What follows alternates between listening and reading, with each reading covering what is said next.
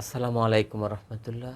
দক্ষিণ পূর্ব এশিয়ার মধ্যে সবচেয়ে মূল্যবান এবং দামি ভিসা হচ্ছে জাপান, তারপরে হচ্ছে হংকং।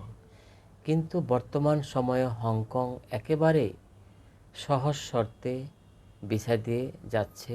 সুতরাং আপনারা এই মুহূর্তে যারা হংকং যেতে চান অবশ্যই আমাদের সাথে যোগাযোগ করতে পারেন। আর যে সমস্ত ডকুমেন্টসের উপর ভিত্তি করে আপনার হংকং ভিসা দিয়ে থাকে, পাসপোর্ট, ব্যাংক স্টেটমেন্ট, ব্যাংক সলভেন্স, কোম্পানির pad, visiting card, air ticket, hotel booking এবং আপনার অবশ্যই ট্যাক্স রিটার্ন দেখাতে হবে।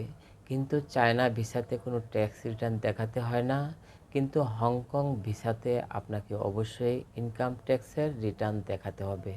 সুতরাং যাদের হংকং ভিসার প্রয়োজন অবশ্যই আমাদের সাথে যোগাযোগ করতে পারেন।